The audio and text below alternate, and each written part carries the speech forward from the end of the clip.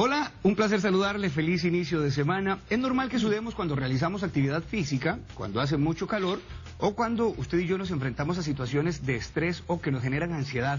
Pero hay casos en los que el sudor viene acompañado de mal olor y eso nos hace pasar momentos realmente incómodos. La pregunta es, ¿el sudor es el responsable del mal olor corporal o son otras las causas? Guillermo Cortés es dermatólogo y está con nosotros para explicarnos esta situación. Doctor, muchísimas gracias por acompañarnos. Con todo gusto, Omar. Feliz lunes, doctor. Igualmente, Omar. ¿Por qué sudamos?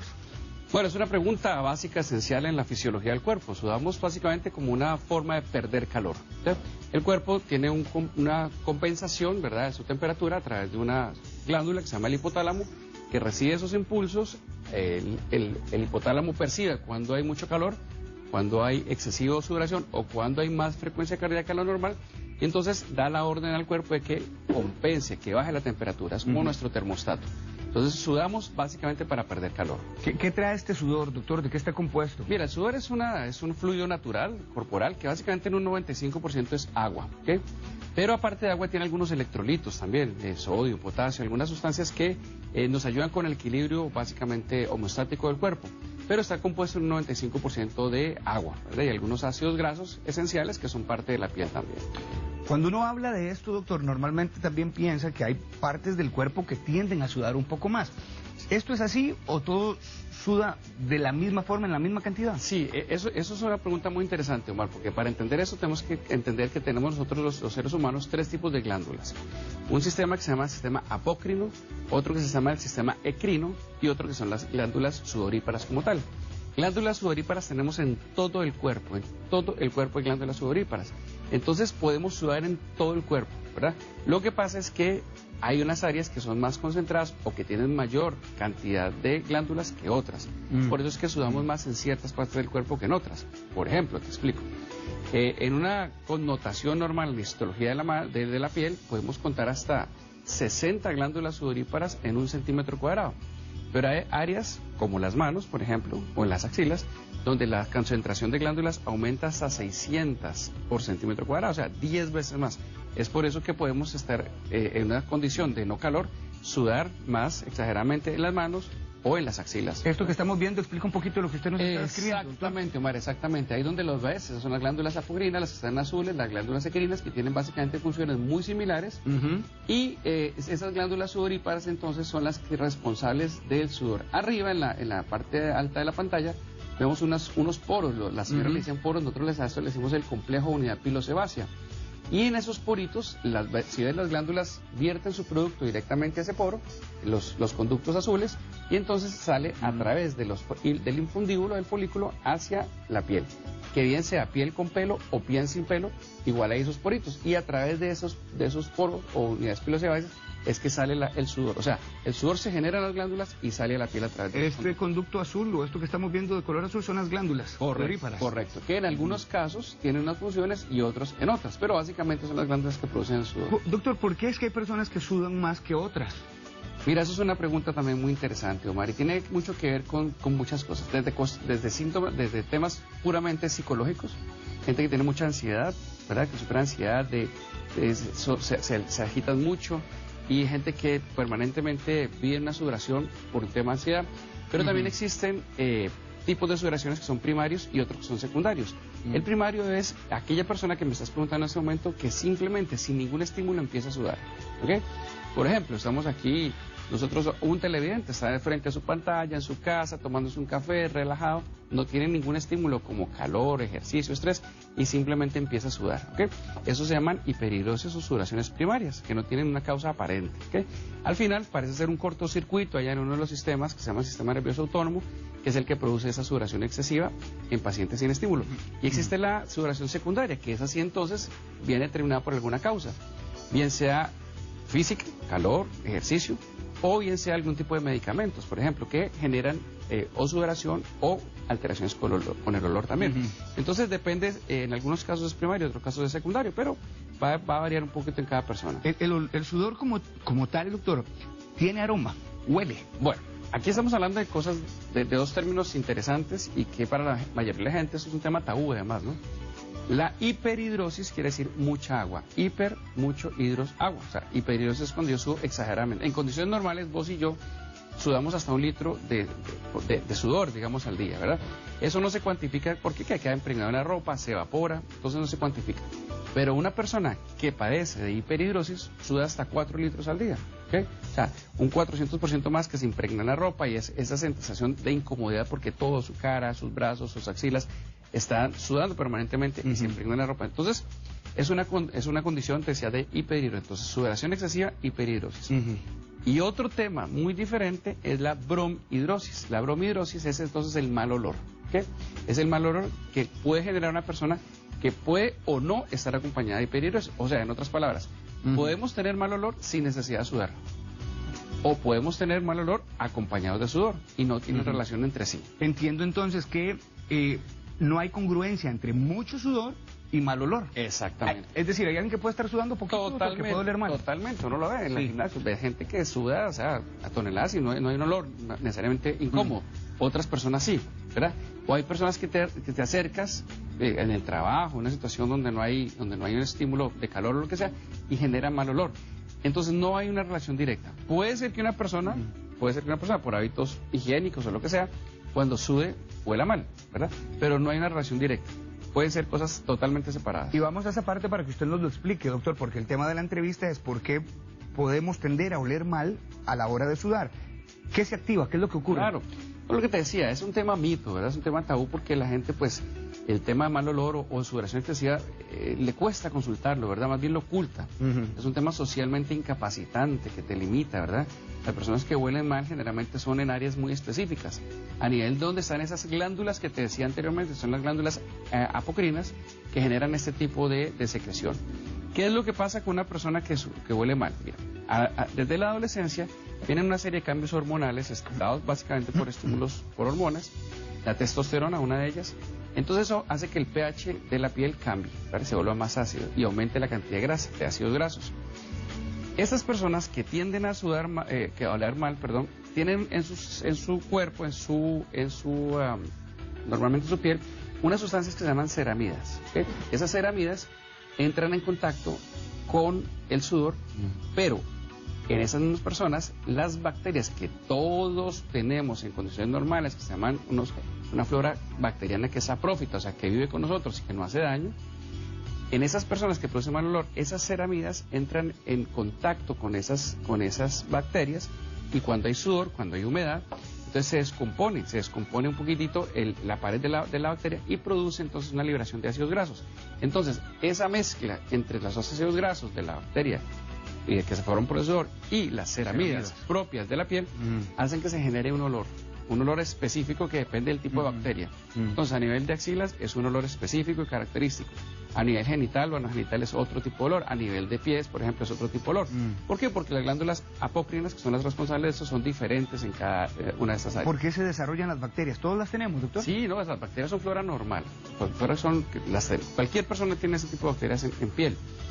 A veces, cuando hay también exceso de humedad, podría colonizar un poquito más por el factor humedad, e inclusive colonizarse por otro germen que no son bacterias, sino que son hongos, pero que no tienen una influencia directa sobre el olor. El olor está determinado básicamente por esas bacterias, que te digo, en cualquier persona no deberían producirlo, pero en estas personas, que te digo, generalmente desde la adolescencia, es muy difícil o digamos poco frecuente encontrar un niño que tenga un mal olor. Por el contrario, los niños tienen un buen olor, pero a partir de los 10, 12, 15 años, donde ya empiezan esos cambios hormonales, ya empiezan los olores específicos en cada... Usted dice que es un tema mito y esto es cierto, doctor, pero hay que hablarlo. Hay que hablarlo, claro, porque hay que además ayudar a la gente que esto es más frecuente de lo que uno imagina. Y tiene solución. Sí. Y tiene soluciones fáciles en realidad. ¿A partir de qué edad esto se vuelve un problema más evidente? Lo que te decía, en esto tiene mucho que ver la adolescencia y tiene mucho que ver los factores hormonales, ¿no?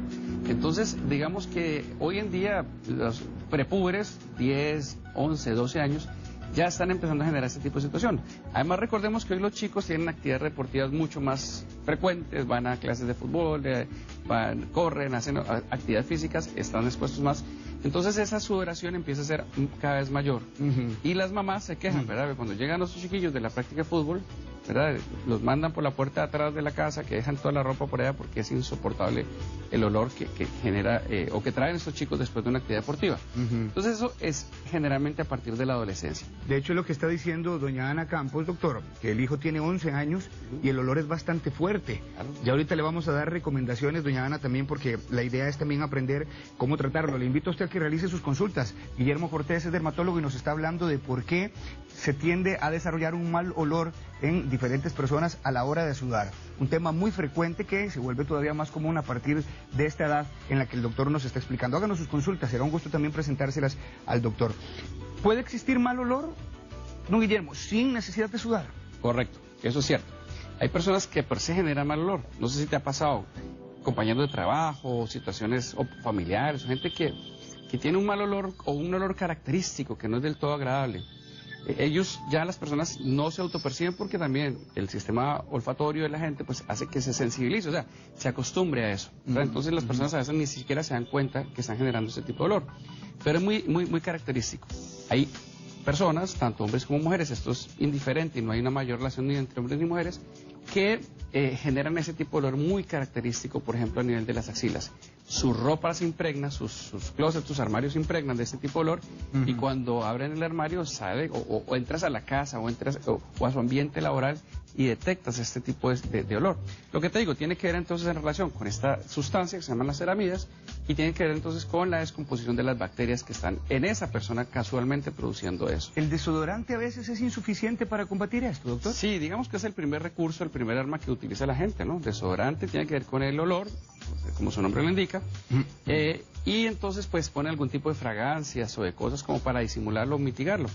Que a veces, aquí se aplica el refrán de que a veces es peor el remedio que la enfermedad, porque a veces estas fragancias lo que hacen es una mezcolanza de olores ahí extraños, y resulta peor y más desagradable para la gente, sobre todo la gente que está alrededor.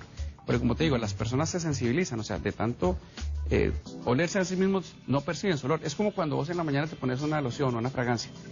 Vos te la pones, ¿verdad? Y empiezas la sientes cuando te la colocas, pero durante el día ya pierdes el olfato. O sea, no es que lo pierdas, te acostumbraste a eso. Pero las personas que están cerca a vos sí te perciben el olor, ¿verdad? Y te hacen algún comentario, mira, qué rica fragancia, lo que sea, y uno no lo detecta. Lo mismo pasa con el mal olor, ¿verdad? Y sin hablar, obviamente, de personas que tienen anosmia. Anosmia es que no perciben olores, o sea, tienen una alteración en su olfato donde no detectan los olores. Pero esto es otro tema de discusión. Ahorita, entonces, las personas pueden producir ese tipo de olor, ¿verdad? Y no darse cuenta. Entonces, esas personas tienden a ser rechazadas socialmente, no sé si te has dado cuenta, o por lo menos estigmatizadas, ¿no? La gente las discrimina o habla o hay algún tipo de bullying porque es incómodo para los demás, ¿no? Entonces son personas que llegan a la consulta muy ensimismadas, con los brazos siempre abajo, no tienen actividades sociales, no les gusta bailar, no les gusta compartir, evitan hacer deportes, donde suben, etcétera, porque es una situación incómoda. Sí, claro, y si es aún para las personas que lo rodean, imagínese para la misma persona que lo está padeciendo. Claro. Porque por lo que estoy aprendiendo no es un tema de higiene, doctor. No tiene nada que ver con higiene, ni la hiperhidrosis, la excesiva cerebral, ni la bromhidrosis.